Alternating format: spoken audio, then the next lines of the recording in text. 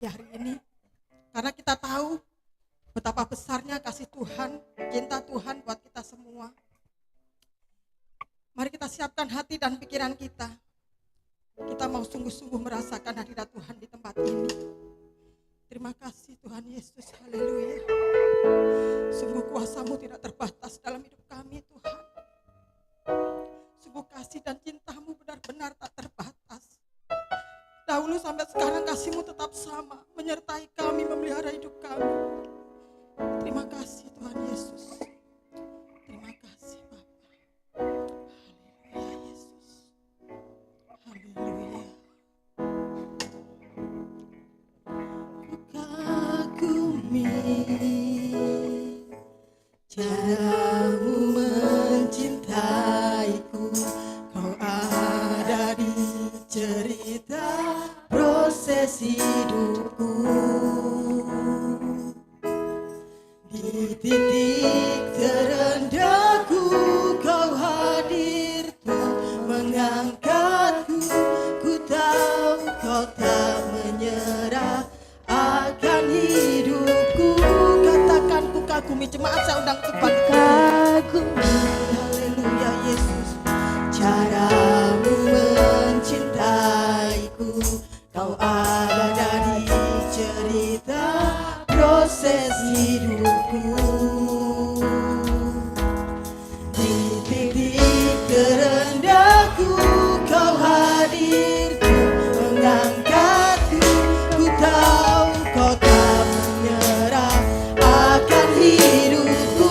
Katakan tak terbatas, tak terbatas.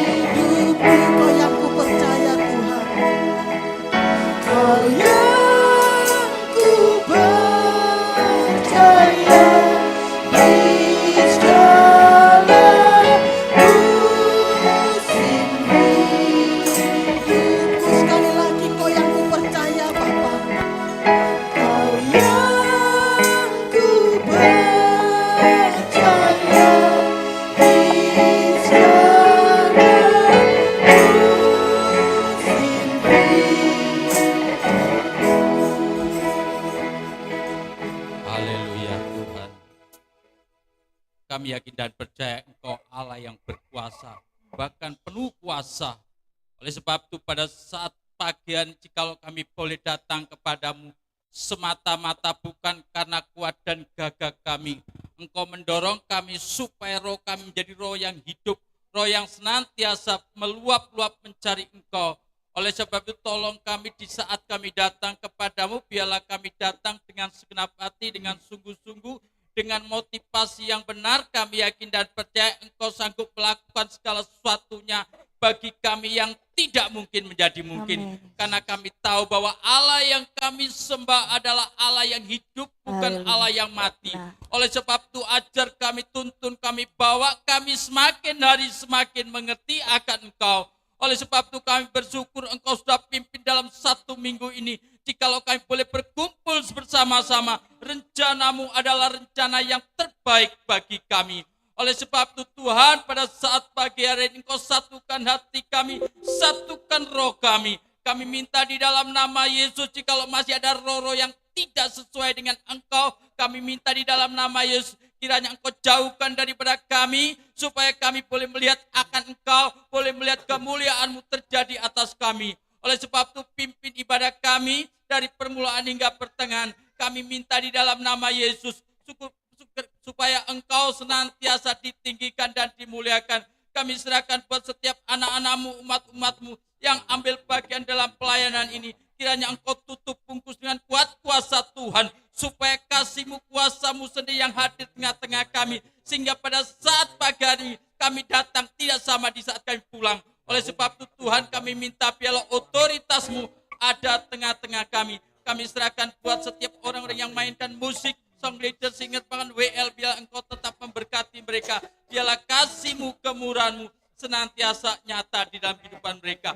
Terima kasih, kami serahkan buat setiap jemaat-Mu yang hadir pada pagi hari ini. Jikalau mereka lemah, berikan kekuatan. Jikalau mereka sakit, berikan kesembuhan. Jikalau mereka mengalami berbagai masalah, kedangkan tangan-Mu yang berlubang paku cukup untuk menjamah mereka. Oleh sebab itu Tuhan, tolong mereka, Engkau berkati mereka, Engkau ampuni mereka. Kami serahkan buat setiap jemaat yang tidak bersama-sama kami. Engkau tahu masalah persoalan yang mereka hadapi. Biarlah kasih-Mu tetap menuntun mereka, membawa mereka semakin hari semakin memuliakan nama Tuhan.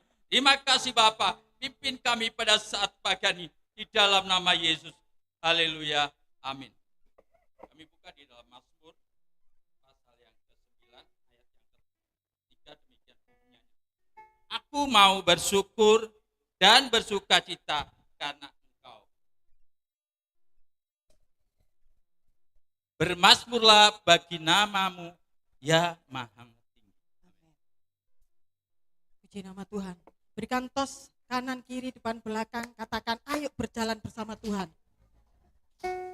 Kita pujikan dengan-Mu Tuhan. Haleluya.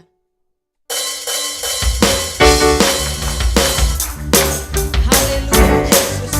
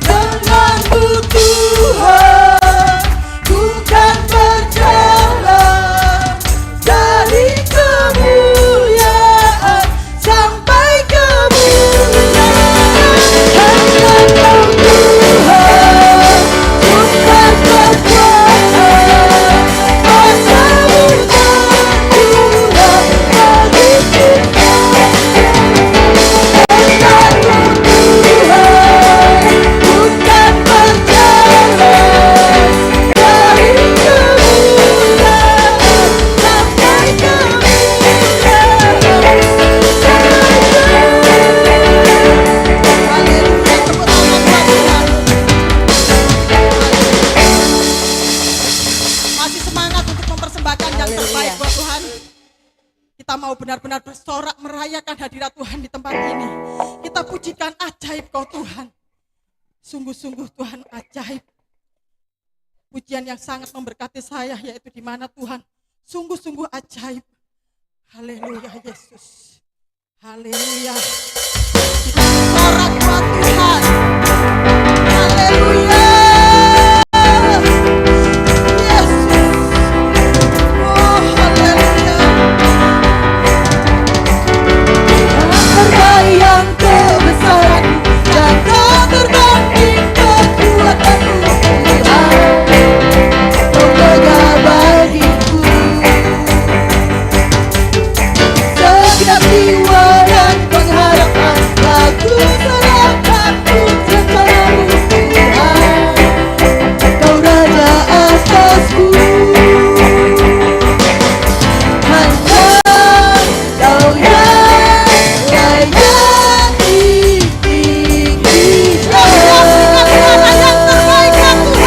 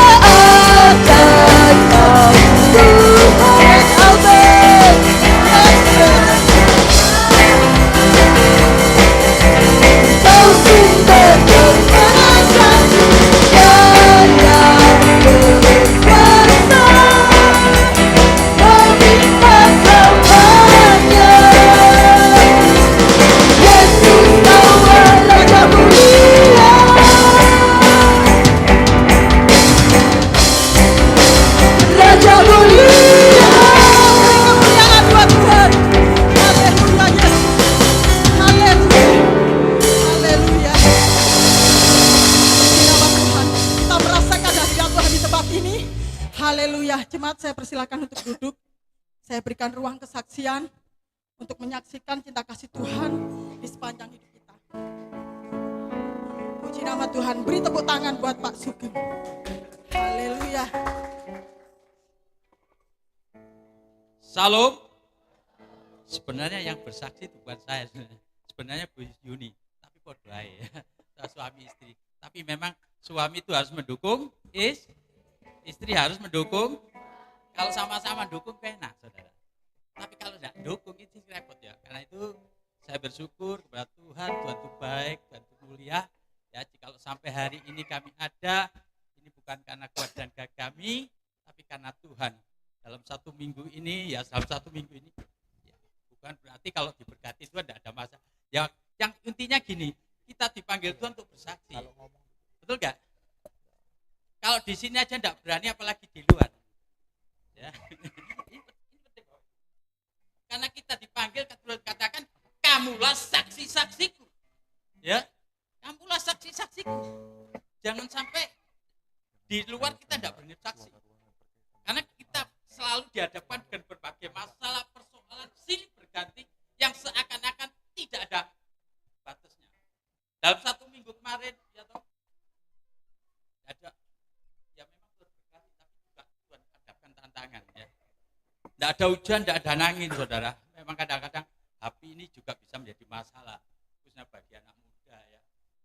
Kemarin pada hari apa, Selasa atau apa itu, Bu Yuni celah tuh orang, saudara. Orang Jawa katakan tek ngamek kurang golek. Ya. Ya itu tuh waduh gak karu-karuan ya. Saya dengar, saya turun apa namanya orang perempuan kalau sudah ya, karena itu saya katakan sekali lagi, kalau kita dipanggil kita saksi, jangan hanya ngomong tentang tapi firman Tuhan itu selidiki dengan firman Tuhan supaya kekuatan Tuhan itu senantiasa ada di dalam kehidupan kita. Ini penting Bapak Ibu. Ya, kemarin saya mendengar itu, saya turun dari atas, saya turun ini marah-marah. Jadi orang itu tidak punya sopan, jadi ngomong tidak sopan. Saya ngerti. Oh benar. Ini ya. Gini, saya tidak bisa ngomong. Terus, habis itu kesimpulannya gini. Iya rek, aku mau getun mari ngono. Getun, mari nene wong getun. Iya lah kok, ya celuk nae wong kan enak. Jangan malah HP. Malah HP kadang-kadang orang ngawur gitu. Tapi celuk nae panggilin enak dateng gitu. Dateng terus ane ya ngomong enak. Saya juga gitu. Saya pernah orang punya utang sama saya ngomong kok ojo nang HP. HP kadang-kadang bujuk. Rino ae. Sampai sekarang enggak ke sini orangnya, saudara. Ya itu saudara, dengan adanya masalah itu Tuhan ingatkan ya, termasuk ingatkan saya, istri, supaya kalau dihadapi orang itu jangan hanya ngomong tapi harus bersaksi tentang Tuhan. Ini penting. Karena kalau kita dipanggil kamulah saksi-saksiku. Bukan hanya di mana, yang pertama di Yerusalem dulu. Rumah tangga, kalau orang apalagi dalam 1 minggu kemarin rumah banyak orang ya sudah mengalami pergumulan ya tentang kebutuhan anak-anak yang kurang sekolah itu ya itu tentang itu, tapi begitu ada masalah tapi Tuhan tidak pernah tinggal diam. Di saat selesai itu orang sudah lama ya memang sudah lama dan dia puji Tuhan, ujung-ujungnya Tuhan juga turut campur tangan dalam segala kebutuhan.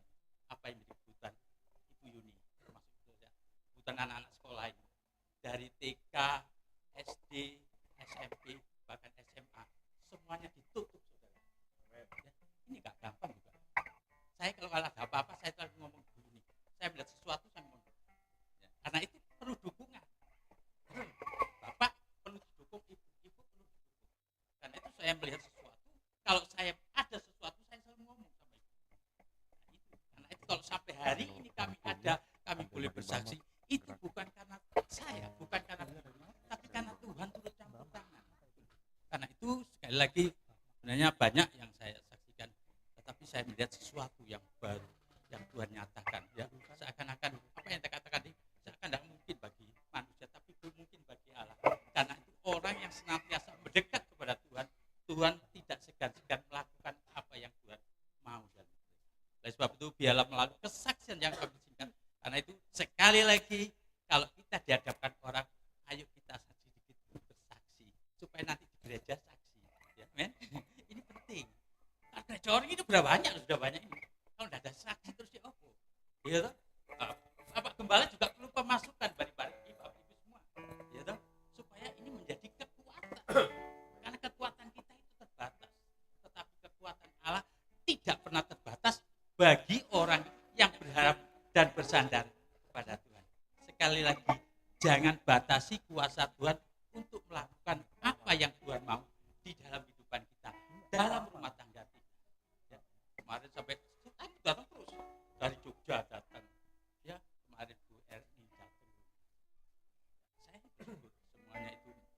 sesuatu. Sekali lagi, kamulah saksi. Karena itu saksi. Jangan supaya kalau kita bersaksi tentang Tuhan, bukan berarti tidak ada masalah. Ada masalah. Tetapi Tuhan itu berikan kekuatan. Amin. Ya, penting. Jangan sampai nanti habis nyanyian wong betul. Iya, aku ngomong. Ya, itu tidak perlu. Nasi sudah menjadi bubur. Ya, karena itu untung orangnya tidak kelihatan. Sampai saya panggil orang tuanya. Suruh ngomong di sini. Anak perempuan itu tak dulu. Karena anaknya ada di sini. Panggil kalau memang bukan orang tuanya. Saya tahu kenal orang tuanya, saya tahu bapaknya.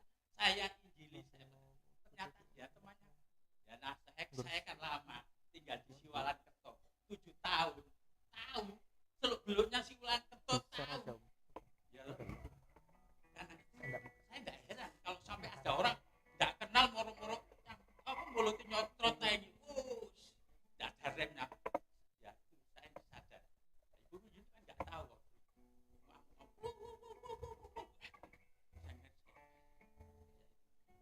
Sekali lagi, jangan sampai terjadi dalam rumah tangga kita. Ayo kita sama-sama selesaikan. Saya yakin percaya Tuhan tidak senantiasa. Maka sedikit saya katakan sama anak-anak, sedikit lagi menghampirkan seluruh adonan. Satu orang yang berbuat kabeh ya toh. Dan itu ayo kita sama-sama belajar ini supaya di dalam rumah tangga kita menjadi rumah tangga yang senantiasa dituntun dan Tuhan tidak segan-segan untuk memberkati kita semua. Amin. Puji nama Tuhan. Saya itu paling senang kalau Pak Sugeng itu kesaksian atau ada anak-anak panti yang menyaksikan cinta kasih Tuhan dengan menyanyikan sebuah pujian Tuhan, itu rasanya ada kuasa gitu loh. Saya itu selalu kayak merasa senang gitu loh, merasakan benar-benar bahwa kuasa Tuhan itu bekerja dalam diri kita. Saudara-saudara terkasih, mari kita pujikan monggo sami nderek Gusti. Kita mau sama-sama ikut Tuhan, sungguh-sungguh ikut Tuhan. Karena ikut Tuhan tidak ada ruginya. Ada keselamatan, ada damai sukacita, ada kekuatan, penghiburan, kesembuhan dan pemulihan dalam hidup kita. Kita pujikan nderek Gusti ora rugi. Nderek Gusti ora rugi. Nyatane nderek Gusti saya ayem atene sanyatane wae uripku munda berkate nderek Gusti ora rugi saudara-saudara nderek Gusti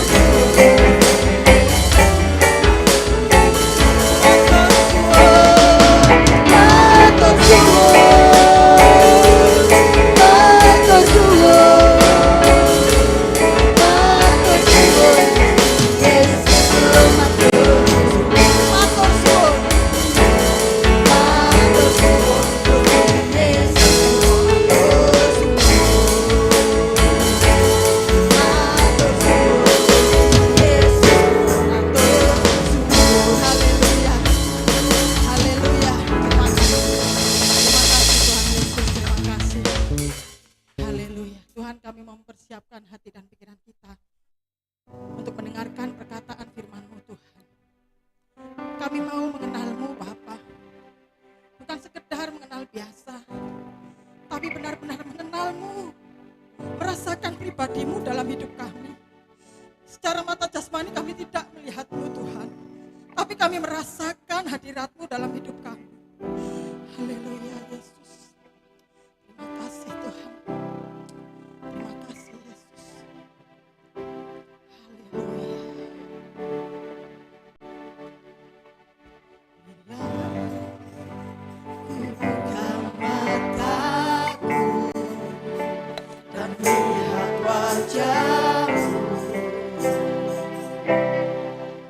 ku terpaku. Bila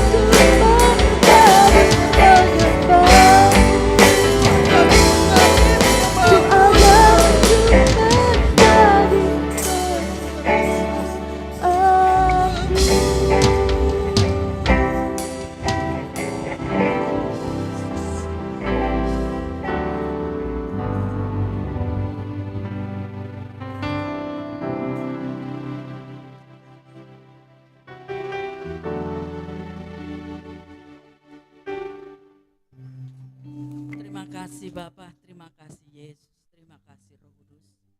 Lawatan urapan Tuhan sudah terjadi di tempat ini. Menguasai setiap hati kami, menguasai setiap telinga kami. Jikalau pada pagi hari ini kami tidak mendengar sebagian daripada firman, pakai setiap hamba-Mu yang menjadi saluran berkat pada pagi hari ini.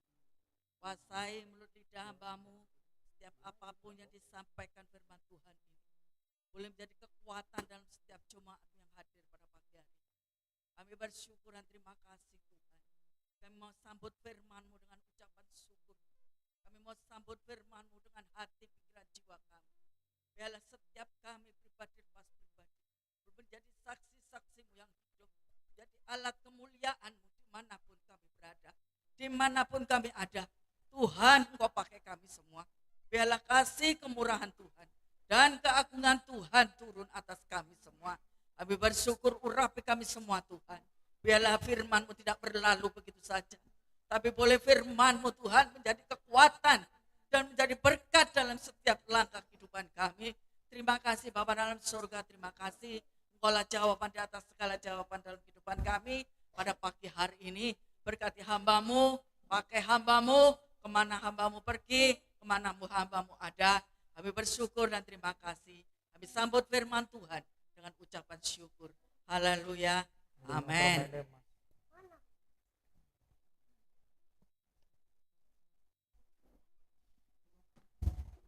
Puji nama Tuhan, selamat pagi Bapak Ibu. Ada haleluya? Ada semangat? Amin. Puji nama Tuhan. Hari ini saya akan membahas tema saya yaitu bebas dari rasa penyesalan.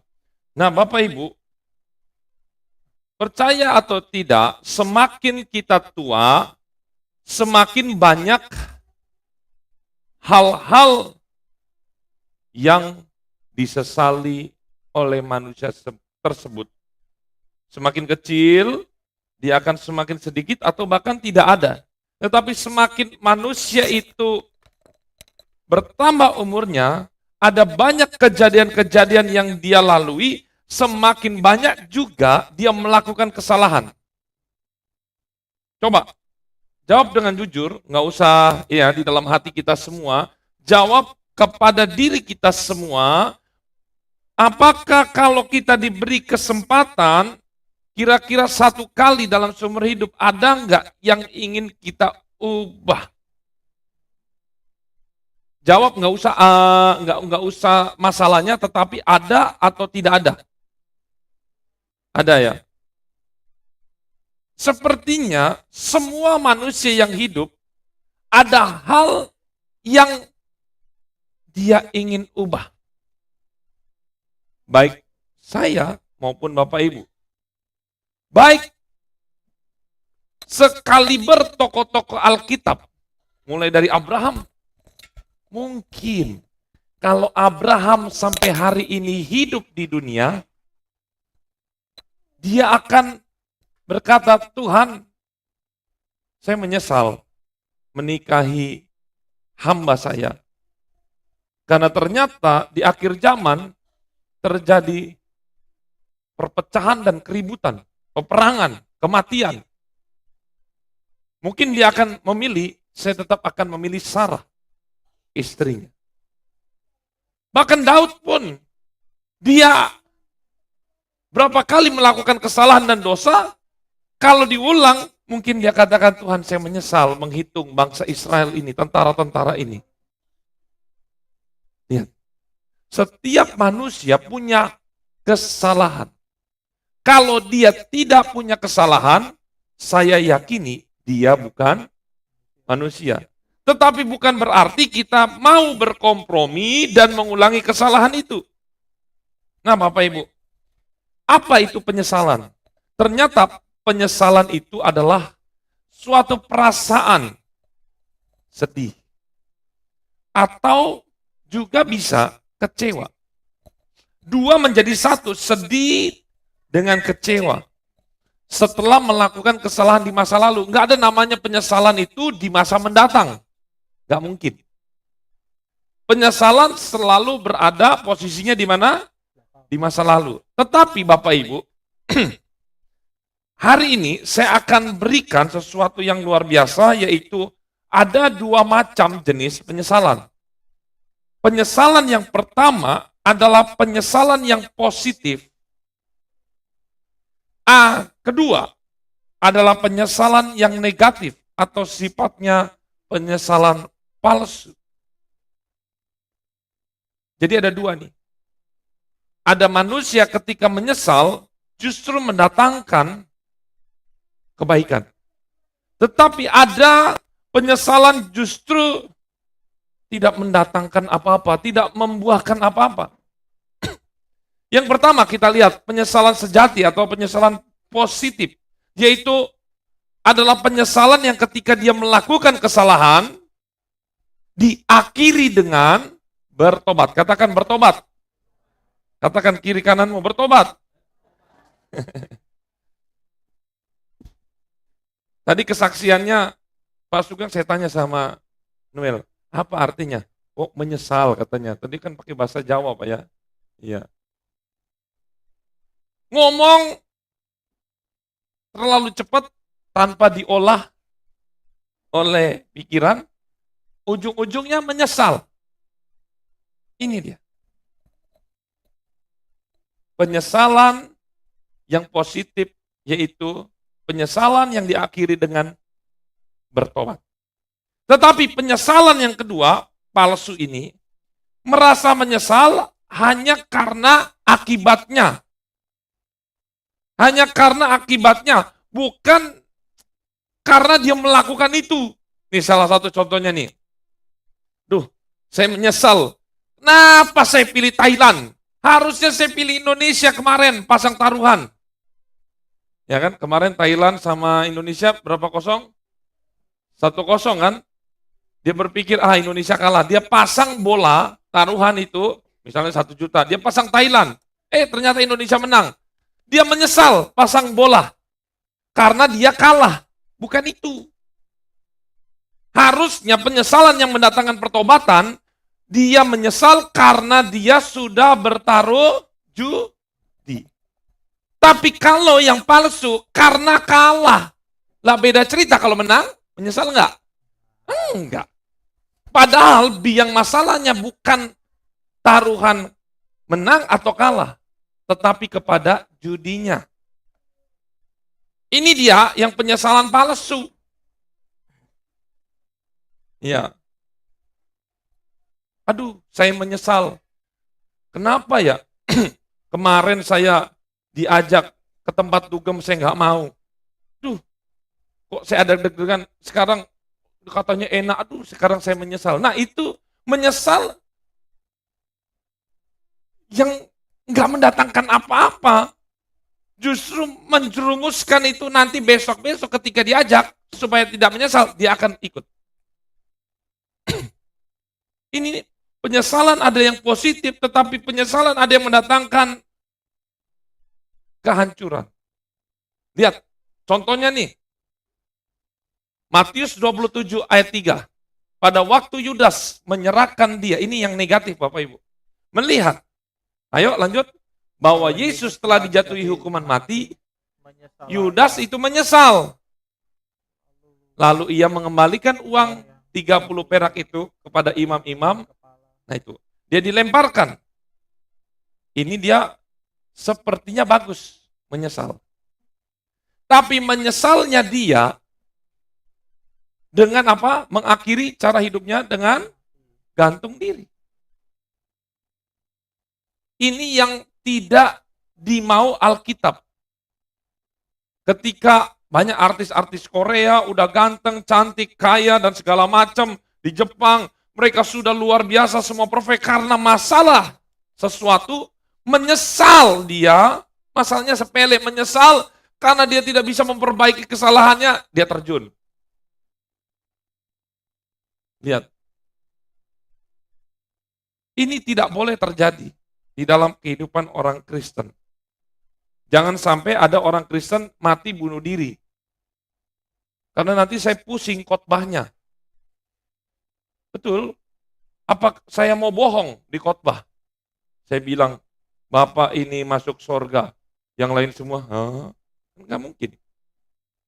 sudah dipastikan kalau bunuh diri, sehebat apapun pelayanannya dia, sehebat apapun sumbangsi dia untuk pekerjaan Tuhan, bunuh diri sama dengan neraka. Bukan menghakimi, itu sudah jalannya.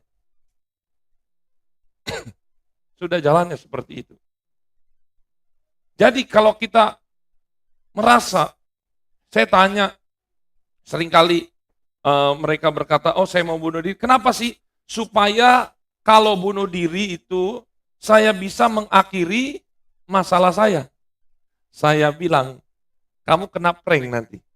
Karena ketika kamu bunuh diri, welcome home.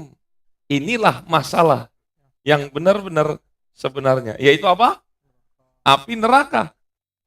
Kalau mereka tahu ada neraka, aduh menyesal ngapain saya bunuh diri. Ternyata masalah di dunia ini enggak sehebat masalah sesudah kematian. Hati-hati Bapak Ibu. Keluaran 16 ayat 3. Ayo kita baca semua. Ini penyesalan yang negatif. Bangsa Israel udah dikasih makan mana, dikasih burung puyuh, plus telur puyuhnya juga. Nah, 16 ayat 3. Orang Israel berkata kepada mereka, tuh lihat, nggak ada sih kata menyesal, tetapi kata itu, tanda orang itu menyesal. Kalau kami mati tadinya di tanah Mesir, oleh tangan Tuhan ketika kami duduk menghadapi kuali, berisi daging, siomay, ayam, capcay, roti, sampai kenyang. Ya kalau di sini kan makan roti. Kalau di sini kan roti bukan menu utama. Sebab kamu membawa kami keluar ke padang gurun ini untuk membunuh seluruh jemaah ini dengan kelaparan. Padahal aslinya mereka tidak kekurangan makan dan tidak kekurangan minum. Ini hiperbola, peribahasa. Ini mengejek Tuhan. Mereka menyesal ikut Musa dan Harun, cuma dapatnya mana doang. Dalam hidup mereka, makan untuk hidup atau hidup untuk makan? Hidup untuk makan. Ini. Jangan sampai orang-orang Kristen, jemaat GPD kasih, punya prinsip hidup untuk makan. Tetapi, kita lihat, penyesalan yang negatif, yang mendatangkan pertobatan dari seorang Ayub. Dia berkata, hanya dari kata orang saja aku mendengar tentang engkau. Tetapi sekarang mataku sendiri memandang engkau. Nah ini dia penyesalannya. Oleh sebab itu, saya mencabut perkataanku. Kenapa? Karena dia protes kepada Allah. Sebenarnya Bapak Ibu, ini adalah hal yang paling lumrah dilakukan. Ketika dia sudah berbuat baik, setiap hari Alkitab tidak pernah mencatat Ayub berbuat dosa. Dia orang yang paling saleh, menurut anggapan orang ini hebat, tapi kenapa dia kena tula dalam satu hari bertubi-tubi, anaknya mati, hartanya mati, ditambah lagi berapa, saya nggak tahu, nggak dicatat, tetapi berapa minggu atau berapa bulan kemudian dia kena sakit, sakitnya itu sakit, mengerikan, sampai kalau digaruk pakai kuku nggak kerasa, jadi harus pakai beling. Pakai beling lah aneh, sakit, karena nggak kerasa. Dan saya tidak tahu dia berapa lama mengalami sakit itu. Dan dia mulai protes kepada Tuhan. Ingat, protes kepada Tuhan. Tetapi Tuhan tidak pernah menjawab doa Ayub. Protesnya Ayub tidak pernah dibalas oleh Tuhan dengan jawaban apapun. Ini masih menjadi misteri. Tapi Tuhan hanya menjawab, waktu aku membentuk bumi, kamu di mana? Waktu binatang pertama, ya itu kan kudanil kan? Padahal dalam bahasa aslinya itu adalah binatang-binatang besar yang diprediksi itu adalah dinosaurus dan kawan-kawan. Ketika itu dibuat, kamu di mana? Dan ketika Tuhan menunjukkan kebesarannya, Ayub langsung, lihat ya, dia pun dalam posisi nggak meso-meso seperti isinya Ayub, dia pun menyesal. Aku mencabut perkataanku, dan dengan menyesal aku duduk dalam debu dan abu. Bapak Ibu, ini ada sesuatu yang luar biasa. Kalau Bapak Ibu sedang dalam masalah, kalau Bapak Ibu sedang dalam problem yang begitu sangat besar, apalagi Bapak Ibu kecewa sama seperti Ayub kecewa dengan Tuhan, satu-satunya cara jalan keluar untuk mengakhirinya hanya menyesal. Karena ketika kata satu ini muncul, menyesal, tahu Bapak Ibu, ayat berikutnya, pemulihan. Semakin Bapak Ibu gontot-gontotan dengan Tuhan, Tuhan salah, saya kecewa dengan kau. Semakin Bapak Ibu tidak akan mendapatkan apapun. Betul. Jangan pernah hitung-hitungan dengan Tuhan. Dan jangan pernah coba melawan apa yang Tuhan kasih untuk kita. Karena tidak akan ada perubahan. Keras kepala menghasilkan kesialan. Tetapi penyesalan mendatangkan pemulihan. Katakan, penyesalan mendatangkan pemulihan. Jadi hari ini Bapak Ibu, ketika kita lihat, kok saya hidupnya apes banget ya begini ya. Lebih baik. Jangan menyalahkan Tuhan, tapi menyalahkan Tuhan, saya menyesal. Mungkin jangan-jangan saya ini keluar dari jalurnya Tuhan. Lihat ini menyesal yang positif. 2 Korintus 7 ayat 10, mari kita bangkit berdiri semua. Ini ayat intinya saya. 2 Korintus 7 ayat 10. 1, 2, 3. Sebab duka cita menurut kehendak Allah menghasilkan pertobatan yang membawa keselamatan. Dan yang tidak akan disesalkan, tetapi duka cita yang dari dunia ini menghasilkan kematian. Silakan duduk. Duka cita yang digambarkan juga adalah penyesalan. Duka cita itu sedih, penyesalan juga ada sedih, dia kecewa. Lihat, kalau duka cita atau penyesalan itu dari Tuhan, itu akan membawa pertobatan. Ini target saya pada saat pagi ini, Bapak Ibu, menyesalah diakhiri dengan pertobatan, setelah pertobatan baru ada pemulihan. Tetapi hati-hati, jangan sampai terjebak dengan kuasa gelap, duka cita atau penyesalan yang datang dari dunia ini menghasilkan kematian. Sama seperti tadi siapa contohnya? Yudas.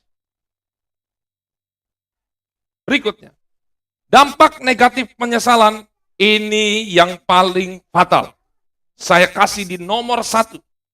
Orang yang kalau menyesal, ini yang negatif ya. Dia akan terjebak selama-lamanya di masa lalu. Orang seperti ini akan menghabiskan seluruh energinya, pikirannya, hidupnya, terjebak di masa lalu. Contohnya mana ya? Seperti ini. Dia akan terkurung selama-lamanya. Harusnya dia keluar sangkar, ini anggaplah seperti sangkar burung. Tapi burung ini kan pernah diuji coba. Seekor katak. Pernah dicoba, ditutup dalam satu toples. Toplesnya pendek. Sudah begitu, sudah terbiasa berhari-hari, berminggu-minggu, toplesnya dibuka. Tadinya loncatannya bisa segini. Tapi karena ditutup toples, dia hanya bisa loncat setoples ini. Dia pikir dia hanya bisa setoples ini. Dipindah ke toples yang lebih besar, yang lebih tinggi, tetap loncatannya hanya seperti itu. Seekor burung, ketika disangkar, dia tadi hidup bebas sangkar, dia pikir ruang hidupnya begitu. Ketika dilepas, dia nggak mau terbang. Dia pikir hanya lompat-lompat. Seumur hidupnya dia lompat-lompat. Manusia juga sama. Ketika ada masalah yang mengurung seperti sangkar ini, ketika sudah dibuka, udah selesai masalah, tapi bodohnya manusia itu kenapa tidak mau keluar dari masalah. Padahal Tuhan Yesus sudah berkata, buka, keluar, terbanglah. Pintu masalah sudah dibuka, tapi kita berkata, ku ingin tetap di sini menikmati masalah ini. Itu manusia yang selalu hidupnya terjebak di masa lalu. Ciri-cirinya kalau dia ngomong apapun, ngungkit masalah yang itu lagi. Itu lagi. Mungkin suaminya udah bosan, ini perasaan masalahnya udah 10 tahun. Nanti 20 tahun masih ungkit itu lagi. Sudah tua kakek nenek, itu lagi.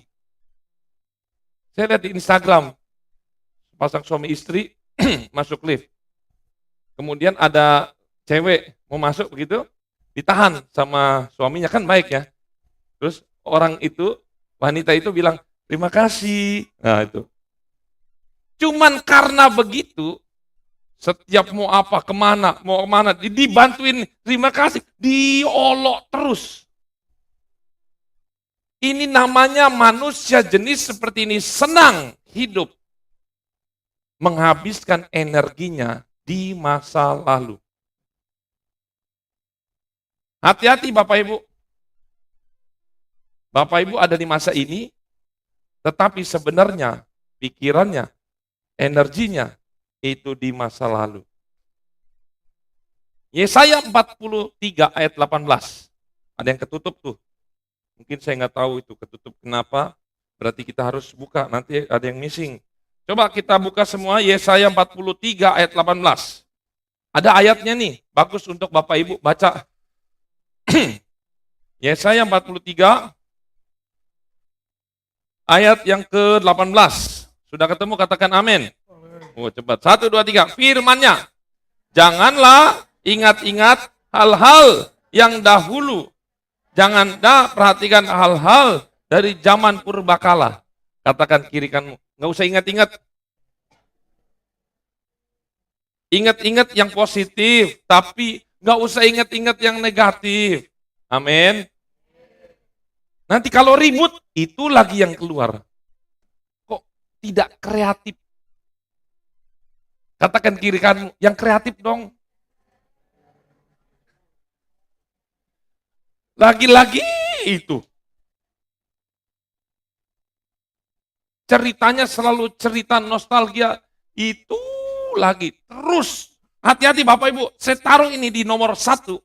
Karena banyak orang-orang Kristen yang hidup di 2024. Tetapi sebenarnya terjebak di hidup 98 masa apa? Masa krisis ekonomi. Yang dolar waktu itu masih 2.500, betul ya? Betul ya? Emas masih berapa? Mami saya cerita itu, emas dulu masih segini. Waduh. Jadi mungkin penyesalan ibu-ibu, kenapa nggak beli emas waktu di zaman itu gitu ya? Mungkin itu salah satunya. Ditambah lagi, para ibu-ibu mungkin menyesal emas yang benar-benar emas asli. Mas Joko. Kenapa ya saya tidak pilih Mas Joko aja? Kenapa saya pilih Mas? Bapak Ibu, menurut survei, ini menurut survei, saya pernah baca menurut survei, hal yang paling banyak disesali orang-orang tua, tentunya dia udah punya anak, udah punya suami istri, rata-rata menyesalnya karena satu ini, menyesal karena salah pilih pasangan. Hanya itu. Karena apa? Tidak bisa tukar tambah. Mungkin kalau bisa tukar tambah, enak. Suaranya ada aura-aura kurang enak dan ada aura-aura kejujuran. Katakan dalam nama Yesus, saya tidak menyesal dengan pasangan saya. Amin. Amin.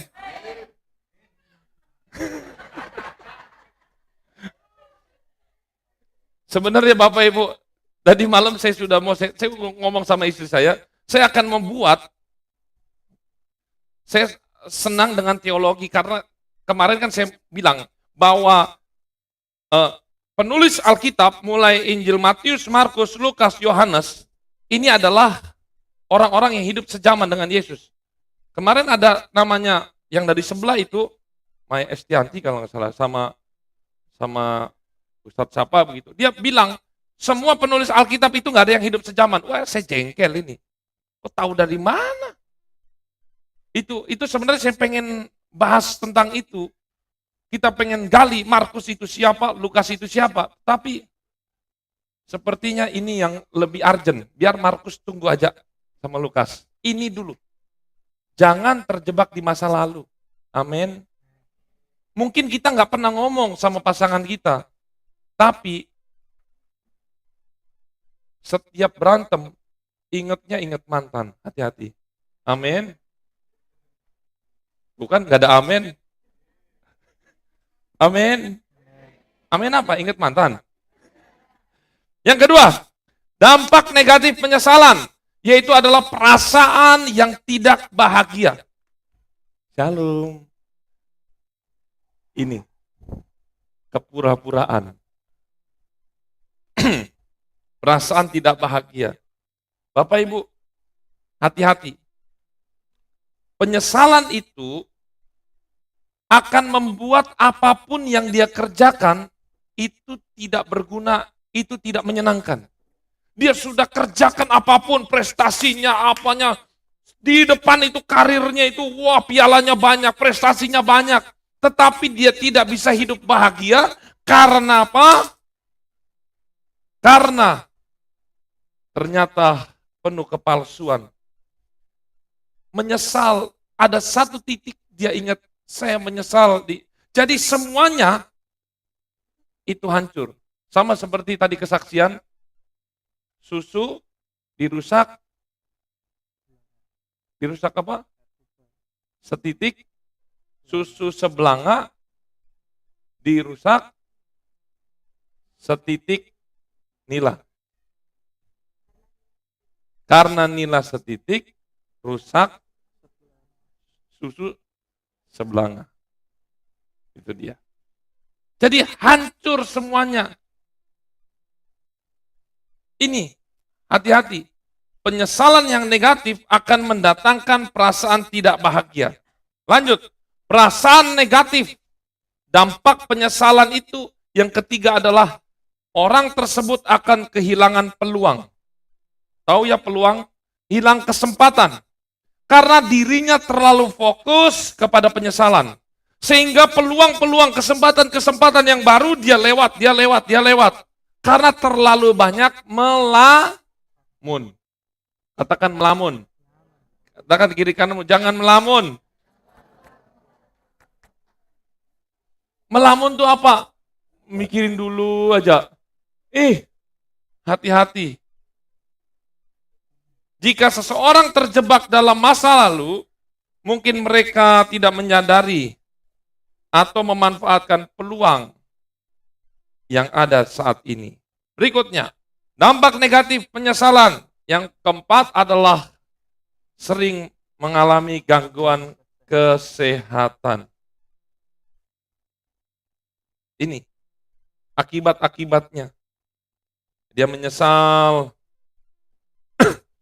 mengakibatkan gangguan kesehatan. Yang terakhir, dampak negatif penyesalan, hubungan pasangan dan hubungan dengan orang lain akan terganggu.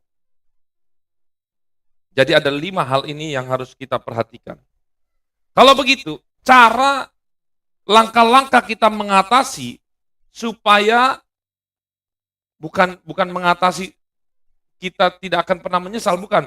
Ketika kita sudah melakukan kesalahan, bagaimana cara mengatasi penyesalan ini? Yang pertama, ini saya kasih poin di nomor 1, karena kalau ini tidak ada, 2, 3, 4, dan selanjutnya tidak berguna. Yang pertama, yaitu mengakui kesalahan. Mengakui dan menerima kesalahan. Ini sudah yang paling utama. 2 Korintus 7 ayat 10, di sana dikatakan, Sebab duka cita menurut kehendak Allah menghasilkan pertobatan. Kata pertobatan itu yaitu mengakui dan menerima kesalahan. Ini harus ada di dalam hidup kita. Jangan kita membela diri, tetapi kita berkata, betul, saya sudah lakukan ini. Saya sudah lakukan ini dan saya menerima kebodohan saya. Dan saya tidak akan mengulanginya lagi. Itu dia. Yang kedua, mengatasi penyesalan, langkah yang kedua adalah, ini yang tidak kalah penting. Kita harus bisa mengampuni diri sendiri. Katakan mengampuni diri sendiri.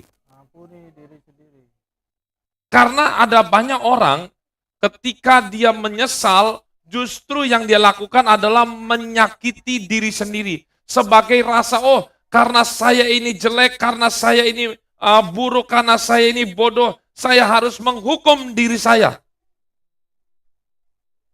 Biasanya kalau anak muda-mudi, dikasih apa? Barcode katanya kemarin saya lihat. Betul ya barcode ya? Saya kira barcode itu apa? Oh barcode kan garis-garis. Di sini. Saya punya teman, satu angkatan sekolah kita penuh di sini. Serem banget ya. Kayak saya nggak ngerti itu keren-kerenan atau apa ya, saya nggak ngerti. Cuman saya geli aja lihatnya. Karena dia kan muncul keloid ya. Ini banyak barcode. Di sini aja harusnya buat barcode sekalian. Kayak apa namanya? Tanda antikris. Ingat Bapak Ibu, ketika kita melakukan kesalahan, kita harus bisa mengampuni diri sendiri. Murid Yesus yang melakukan kesalahan, dia tidak bisa mengampuni dirinya sendiri adalah Yudas. Hati-hati. Dia akan menyakiti dirinya sendiri. Berikutnya, yang ketiga.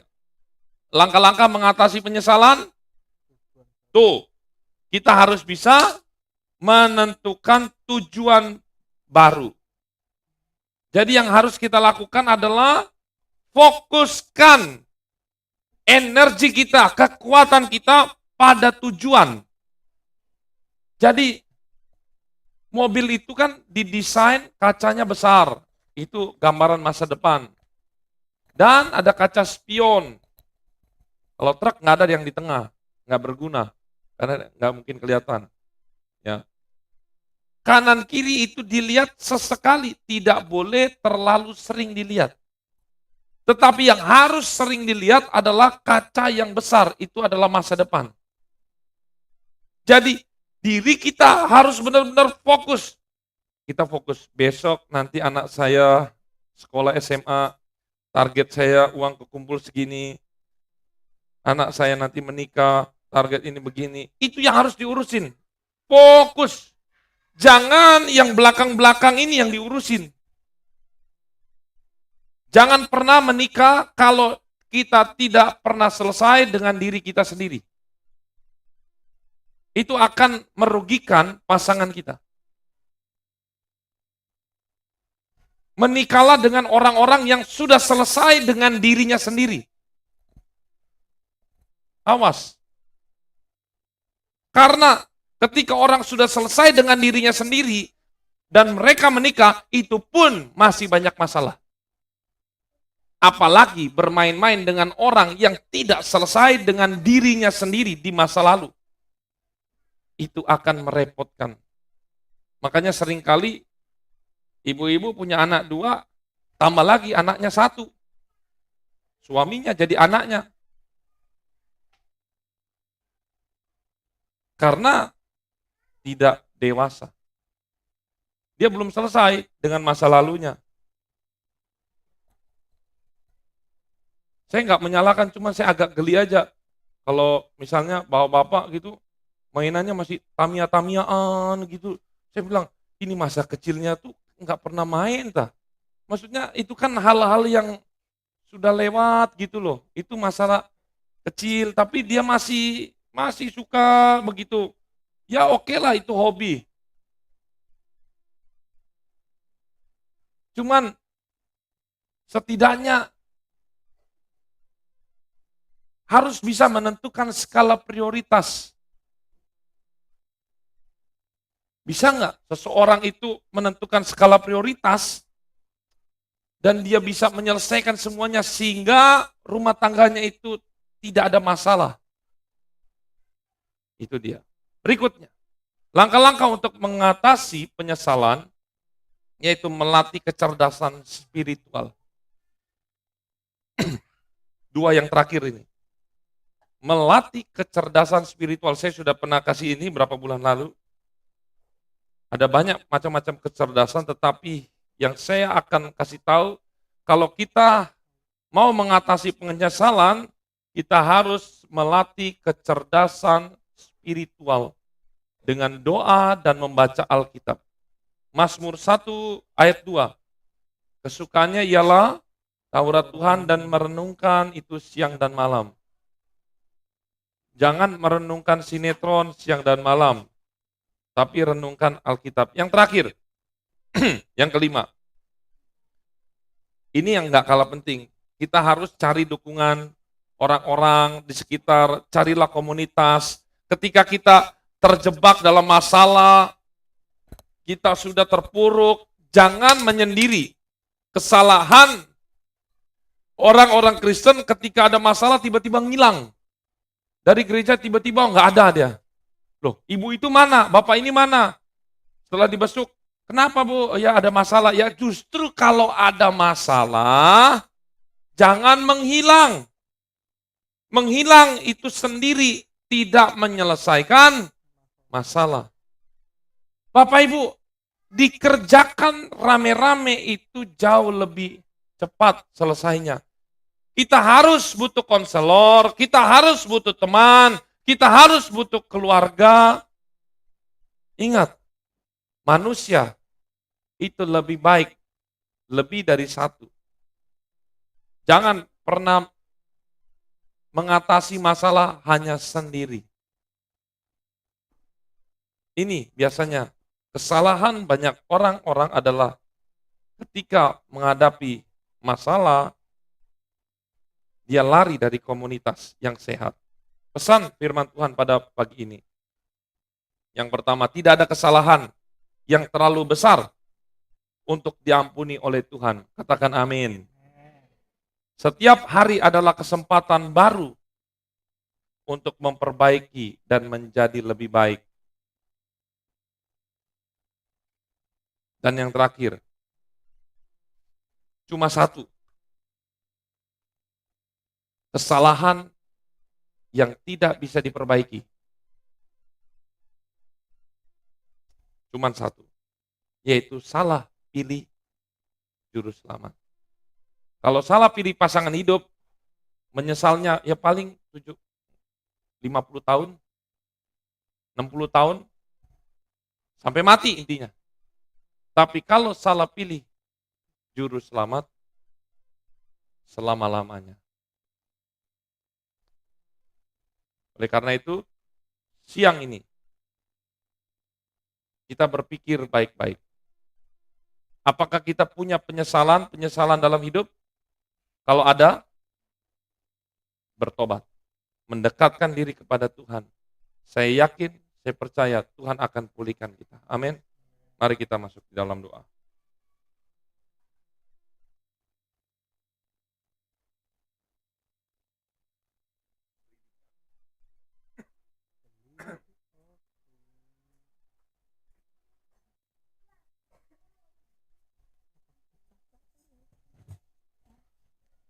Mari Bapak Ibu kita bangkit berdiri, kita mau menyembah Tuhan. Kita mau angkat pujian selidiki aku, lihat hatiku.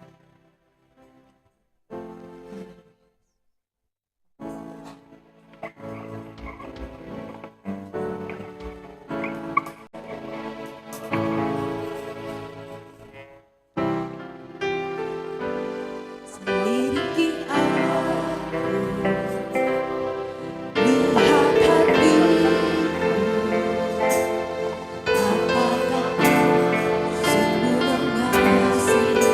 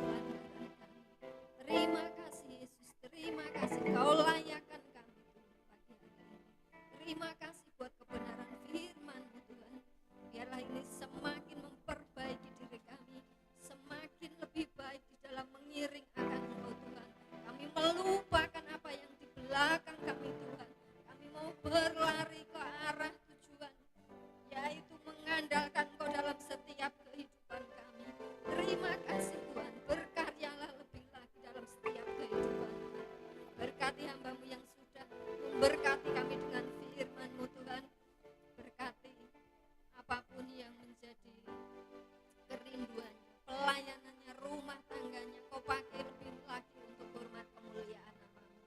Terima kasih Tuhan Yesus, terima kasih. Sebentar kami rindu memberikan korban persembahan, kami memberi Tuhan dengan sukacita. Di dalam nama Tuhan kami Yesus Kristus kami sudah berdoa dan mengucap syukur. Haleluya. Amin. Silakan duduk Bapak Ibu Saudara, kita akan memberikan korban persembahan. Persembahan dijalankan 2 kali, persembahan kedua ini karena minggu kedua